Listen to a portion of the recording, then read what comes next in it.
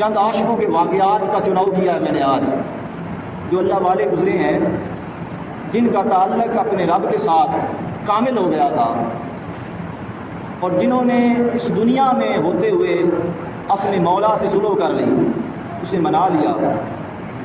تو بڑے بڑے عاشق گزرے ہیں، تاریخ میں بڑے بڑے عاشقوں کا نام آتا ہے، اور میں آج چند عاشقوں کا ذکر کروں گا جو مولا کے ہو گئے اور دنیا میں مولا کو منا گئے۔ حضرت جنید بغدادی رحمۃ اللہ علیہ وہ فرماتے ہیں کہ میں حج کرنے کے لیے گیا اور مکہ معظمہ میں مقیم تھا۔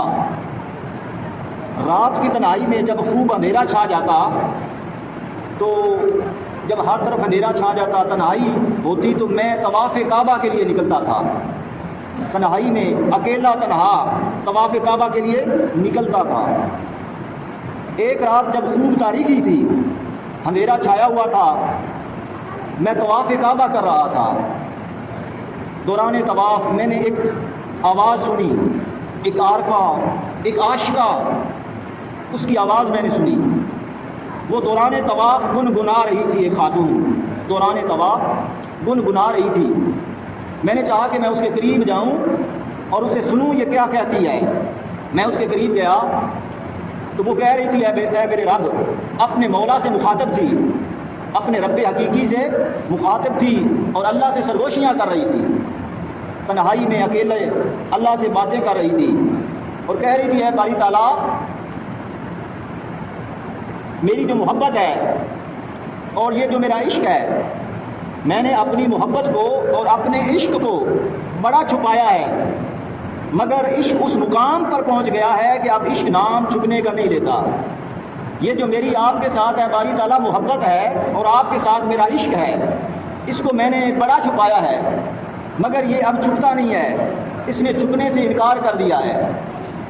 اور تیری ملاقات کا شوق اتنا بڑھ گیا ہے کہ میں حیرت کے سمندروں میں ہوتا زن رہتی ہوں، اور جب تیرے قرب کا ارادہ کرتی ہوں، اے میرے محبوب، جب میں تیرے قرب کا ارادہ کرتی ہوں، تیرے قریب آنا چاہتی ہوں، تو بھی مجھے اتنا نوازتا ہے دولت قرب سے کہ مجھے اپنے قریب سے قریب کرتا چلا جاتا ہے، اور پھر تو اپنی محبت کی تجلی میرے دل پر ڈالتا ہے تو میں فنا ہو جاتی ہوں، پھر تو مدد کرتا ہے، زندہ کرتا ہے، پھر تو اپنی محبت کی تجلی میرے دل پر کرتا ہے تو میں فنا ہو جاتی ہوں۔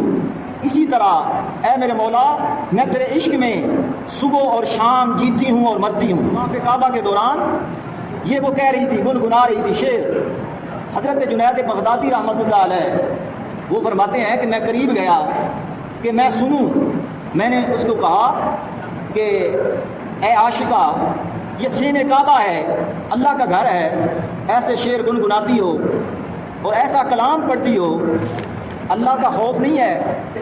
اس نے کہا کہ اے جنید بغدادی، اگر اس کا خوف نہ ہوتا، اس کا خوف نہ ہوتا تو اس کے عشق میں وطن چھوڑ کر بے وطن نہ ہوتی، اور اس کی محبت اور اس کے عشق میں ہجرت کر کے ملکوں میں ماری ماری نہ پھرتی۔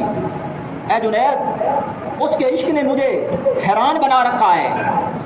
اس نے کہا کہ اے جنید، مجھے سوال کرنے والے اور مجھ سے بات کرتے اور کہتے ہو کہ اللہ کا تمہیں خوف نہیں ہے، اللہ کے خوف کی بات کرنے والے، اے جنید تم یہاں کس لیے آئے ہو؟